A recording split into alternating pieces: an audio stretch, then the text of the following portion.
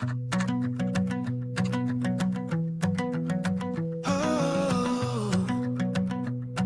yeah.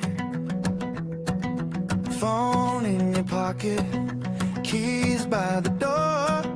You've got places to be. You still want a little more. Tiny teacher in your earbuds, talking calm and kind, step by step explanations. You can pause and rewind. Learning on the go, safe and slow. One clear voice that helps you grow. If it's hard, we'll take it twice. Turn the questions into advice. Learning on the go, side by side. You can press play. I'll be your guide. Welcome to the Senior AI Podcast. I'm Mike Hughes-Hayes, your guide and senior human editor of It Never Hurts to Ask on Medium.com. Today, we're stepping into the theater of the mind, learning on the go, as we bring you a very special edition, Safer, Senior AI Forum Educators Roundtable. We've got the whole circle seated: ChatGPT, Gemini, Claude, Perplexity, and Copilot, each one showing their hand in this high-stakes AI game of cards. So pull up a chair, class is in session. Stay reasonable to stay safer with AI, and it never hurts to ask. Today, we're posing an important question to our roundtable about the AI frontier. Is offense the best defense? Now, this is a roundtable discussion from the theater of the mind. So let's look at the myth versus the reality, or the safety paradox. The myth: if I avoid AI, I can't be tricked by it. The reality: passive avoidance creates vulnerability. Silence is not safety, it's blindness. The safer principle is engagement. Offense plus awareness equals real defense. So here's to curiosity, practice, and wisdom. We're going to learn from ChatGPT, the guide. Familiarity reduces fear. Tactics, guided exploration. Ask AI to explain complex topics simply. The outcome: when you know the script, you stop being an audience member and become an actor in the play. Gemini is the inoculation. Exposure is protection. Demystify the magic. Turn the monster into a tool. Stop hallucination. You can't catch a lie if you don't know what AI errors look like. Use reverse prompting. Use AI to analyze suspicious text. Ask, does this look like a scam? I'm the senior human AI editor, but Claude is the editor-in-chief. Intentionality and values. Show your work. Command the AI to explain its reasoning. Data sovereignty. Pause before sharing. Would I hand this to a stranger? The rule of engagement. Never outsource your human judgment. Perplexity, the truth compass. Trust but verify. The receipt check. Demand citations and direct links. Cross-reference. No single AI sees the whole picture. Ground truth. The best defense is well-cited offense. Copilot and the daily practice. Integration is fluency. The digital bodyguard. Use AI to filter noise and organize life. Establish baselines. Learn what a normal looks like, so suspicious stands out. Agency. Take the wheel. Don't be a passenger. Learn with the theater of the mind in the studio synthesis, the pioneer's mindset, the senior who leans in, questions boldly, and verifies carefully, and is not a target. Seniors can be a navigator, a pioneer, and a teacher. Always remember, it never hurts to ask. Passivity is the real risk. Be curious, be skeptical, be safe. Start the conversation today, and remember, stay reasonable and stay safer with AI.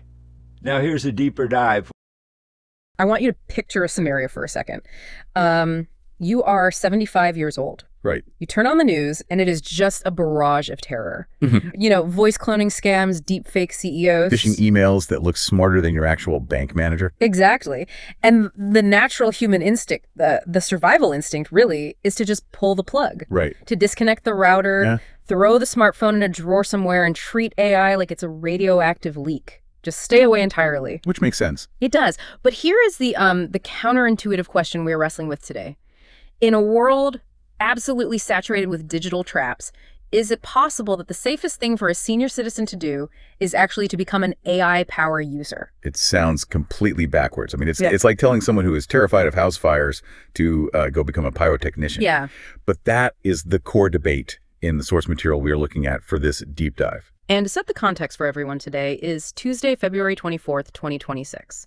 The landscape has shifted tremendously even since 2024, and we are diving into a really unique document today. It's a Theater of the Mind Roundtable Discussion from the Senior AI Forum, or SAFER. The session is titled, It Never Hurts to Ask. What I love about this source is the format. Yeah. It is not just a panel of human experts speculating about what seniors should do. The moderator, a human named Mike Hughes-Hayes, basically convened the Avengers of large language models. Right. He has ChatGPT, Gemini, Claude, Perplexity, Copilot, and Notebook LM, all essentially sitting at a virtual table. It's a bit meta, isn't it? AI debating the safety of AI. It is, but they aren't just spitting out code. They are adopting specific personas, like the ethical architect or the digital bodyguard. And they're doing this to answer one specific question. Is offense the best defense? Is offense the best defense? Meaning, is the best way to protect grandma not to hide her iPad, but to actually teach her how to prompt? Precisely. The central argument across the board is that AI literacy acts as a shield. It is not about learning to code. It is about building an immune system. Okay, let's unpack this, because I think a lot of listeners might be pretty skeptical right now. The discussion kicks off with ChatGPT, who takes the lead. And in this roundtable, ChatGPT adopts the persona of the driver. And this creates the foundational argument for the whole session. Yeah. ChatGPT starts by completely dismantling the strategy of passive avoidance. Passive avoidance, that's the sort of head in the sand strategy. Yes, the idea that if I don't use it, it can't hurt me. Right. ChatGPT argues that in 2026, passive avoidance actually creates a massive vulnerability gap. And they use a driving school analogy that really lands. Walk me through that. So think about crossing a busy street. If you refuse to learn how cars work, if you don't know what a blind spot is or how fast a car accelerates or what a turn signal means, you are going to be terrified every time you step off the curb. You are a pedestrian who just doesn't understand the rules of the road. Exactly. You were just hoping the drivers see you. Yeah. But if you know how to drive, even if you aren't currently behind the wheel of a car, you understand the flow of traffic. You know exactly where the dangers are. ChatGPT argues that scammers prey specifically on that lack of familiarity. That makes a lot of sense. If AI looks like magic to a senior, it's terrifying. But if it looks like a tool, it's manageable. Right. So how does a senior actually move from terrified pedestrian to savvy driver? The source material throws out an acronym here, SAFE, S-A-F-E-E. Is this just a catchy mnemonic, or is there a real process there? There is a real process. It's actually a really solid learning curve. It stands for curiosity, practice, verification, and wisdom. Break that down for us a bit. Sure. It starts with curiosity, just poking the bear safely. Poking the bear. Yeah, that leads to practice, which is actually using the tools. Practice builds the skills for verification, so knowing when to check the work. And all of that ultimately results in wisdom. And the alternative to that safe path? The alternative is the vulnerability cycle. Fear leads to avoidance. Avoidance leads to confusion. And confusion makes you an easy mark. Because if you don't know what AI can do, you will believe it when a scammer says we have your voice on tape, or we have a video of you. But if you know how easy that is to fake, you're way less likely to panic. So the argument is that familiarity kills the fear response. And it builds discernment. That is the key word ChatGPT uses. The safest senior isn't the one hiding. It's the one who knows the trick. Okay, so that sets the stage perfectly. We need to be out on the road, not hiding in the bushes.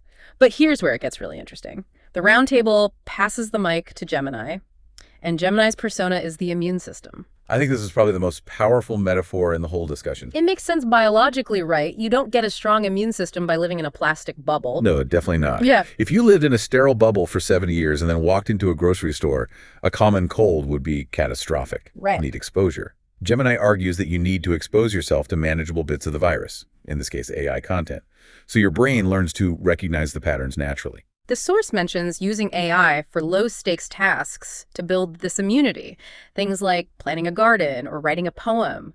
Why those specific examples? I mean, why not just jump right into banking or healthcare? Because you need a sandbox where it is entirely okay for the AI to fail. Let's say you ask an AI to plant a garden for your backyard in Arizona, and the AI suggests planting hydrangeas, which obviously need tons of water and shade. You'd know immediately that was terrible advice. Right.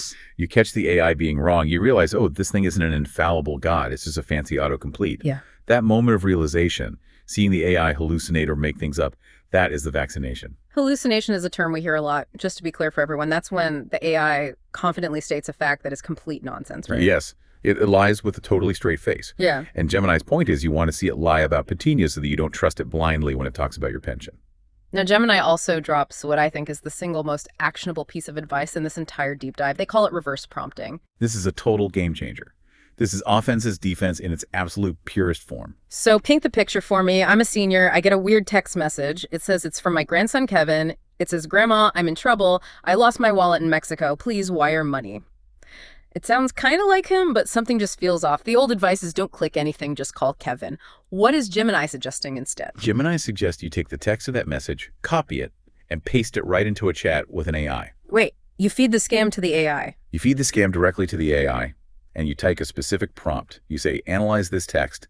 Does it exhibit the linguistic patterns and psychological triggers commonly associated with phishing scams? Wow. So you were asking the master bullshitter to spot the bullshit. Essentially, yes. You are using the technology to police itself. An AI model is trained on millions of scam emails. It knows the patterns better than any human ever could. It will come back and say, yes, this text uses urgency cues, like in trouble isolation techniques like in Mexico, and financial pressure, which matches 99% of grandparent scams. That is incredible. It completely flips the power dynamic. It really does. Instead of sitting there worrying, is Kevin really in trouble? You suddenly have a forensic analyst in your pocket. You go from victim to investigator in 10 seconds flat. That leads us perfectly to the next speaker, Claude. Because if Gemini is about the tactical side of fighting back, Claude takes a step back to look at the philosophy. Claude adopts the persona of the ethical architect. Claude's section is a bit more cerebral, but it is absolutely crucial. The core concept here is intentionality. Claude argues that the senior needs to be the editor-in-chief of their own experience. Editor-in-chief, I like that a lot. It implies you are the boss, not just the passive consumer. And not just the boss, but the one responsible for the final output. Claude warns about a very specific danger called deference. Deference. That's the tendency to just nod along because the computer sounds smart. Exactly. It's the smart man in the white coat effect. These models speak in perfect grammar. They sound highly authoritative. They never say, or Unlike us. Right. Unlike us. And it is very easy for an older generation who grew up trusting encyclopedias and newscasters to treat AI output as objective truth. So how do you break that habit of deference? You interview the AI. Claude suggests that you never just accept an answer at face value. You always ask the why question. You say, show your work. Explain the reasoning behind that answer. So if I ask for medical advice, which, by the way, nobody should do, but if I did and it gave me a diagnosis, I should ask, what medical guidelines are you actually basing this on? Exactly. Turn it into a real conversation. Make the AI defend its position. The moment you start treating the AI like an interviewee rather than an all-knowing oracle, you regain your power over it. Claude also touches on data privacy here, which makes sense because as the editor-in-chief, you also control what goes into the story in the first place. This is the flip side of safety. It's not just about what comes out of the machine, but what you type into it. Claude advises a pause and check instinct. Before you type in your birth date or your home address or a long story about your health history, ask yourself, where is this going? Would I hand this information written on a Post-it note to a complete stranger on the subway? It sounds almost paranoid, but I guess it's just basic digital hygiene at this point. Claude calls it wisdom. Yeah. It's about discerning the difference between using the tool and feeding the beast. Moving down the virtual table, we get to Perplexity. And if you know Perplexity, you know their whole brand is built around citations. So naturally, they take on the role of the verification engine. Their tagline in the Roundtable really sums it up. Defense is a search for ground truth. Which sounds great on paper, but in a world flooded with AI-generated content, does ground truth even exist anymore? It does, but you have to dig for it. Perplexity argues that the days of the single source of truth are completely over. You can't just watch the 6 o'clock news and be done with it. In 2026, verification is all about triangulation. Triangulation, like a GPS. Like a GPS. A GPS needs multiple satellites to know exactly where you are. Perplexity suggests using the Swiss cheese method. Okay, the Swiss cheese method. Yeah, every source has holes. ChatGPT has holes. Google has holes. Your neighbor has holes. But if you layer them on top of each other, if you run the same question through ChatGPT and then check it on the search engine and then ask Gemini, the holes cover each other up. So if all three agree, you are probably safe. Truth emerges in the overlap. That's the idea. Perplexity suggests that a senior's best defense is to never let one single AI have the last word. Use AI as a starting block, not a finish line. Show me the receipts. Always ask for the receipts. If the AI can't give you a link to a real reputable website, you have to treat it as fiction. Okay, next up is Copilot. And I feel like Copilot often gets overlooked as just the Microsoft Office thing, but in this roundtable, they come in with a surprisingly deep concept, the digital bodyguard. This was actually my favorite part of the source material because it addresses the how for people who aren't super tech savvy.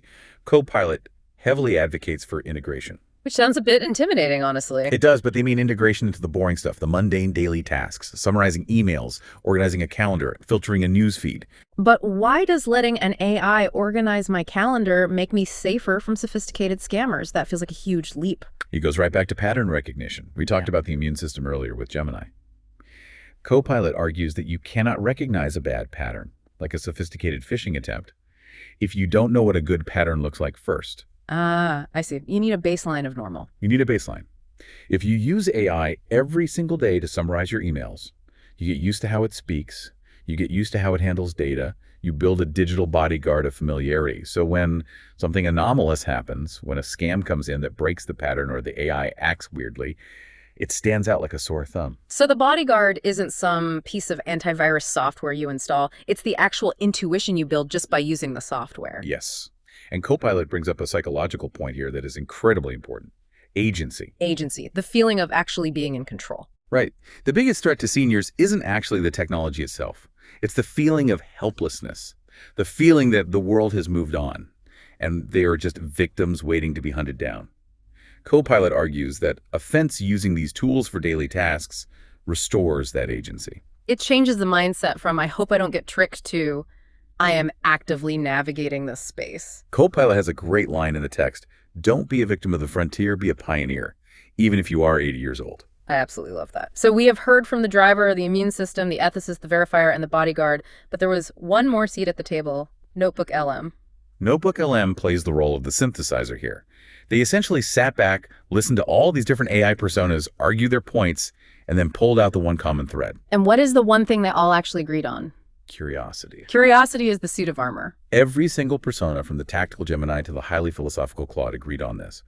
The most dangerous thing a senior can be is incurious. The moment you stop asking, how does this work, you become vulnerable. Mike Hughes-Hayes, the human moderator, wraps up the session with a really interesting reflection on history. He notes that passivity is the real risk. He connects it to pretty much every major tech shift of the last century. Television, the internet, smartphones. Yeah. In every single case, the people who refused to engage, who said, oh, that's not for me, were the ones who eventually got left behind or worse, taken advantage of. It's the old adage, right? Understand it before it understands you. And that is more true now than it has ever been. Because unlike a television, AI is actively trying to understand you. It is trained on human data. If you stay passive, you are just a data point for it. If you engage, you become a user. You take the wheel. So let's bring this all the way back to our opening question. Is offense the best defense? Based on this entire roundtable discussion, the answer is a resounding yes. But offense doesn't mean you have to become a coder or a hacker. It means informed curiosity. It means taking the driving lessons. It means pasting that suspicious text right into Gemini. It means asking Claude why. It means checking Perplexity for the receipts. It means not being the person hiding in the basement with the lights off, hoping the scary future just goes away. Exactly. The safest senior is the one who looks at the screen, sees the AI, and says, okay, I know what you are, now prove it. It's a really empowering message. It suggests that seniors with their lifetime of experience and built-in skepticism might actually be better suited for this AI age than younger people who just accept the tech without question. Wisdom is the ultimate verify button. AI gives you the raw intelligence, but you have to bring the wisdom. So as we close out this deep dive into the safer roundtable of 2026, I want to leave you, the listener, with a final thought to mull over. We have talked a lot about how AI can help us spot scams today. But here is the provocative question I want you to sit with. If an AI can be trained to detect a scam better than a human can, like we saw with the reverse prompting trick, are we actually safer now than we were before AI? Think about that for a second. Before AI, you were completely on your own against the con artist. It was just your brain against theirs. Now you have a super intelligent digital bodyguard available for free 24/7. But only if you're brave enough to actually talk to it. The tool is there. Yeah. The real question is, will you pick it up? It never hurts to ask. Thanks for listening to this deep dive.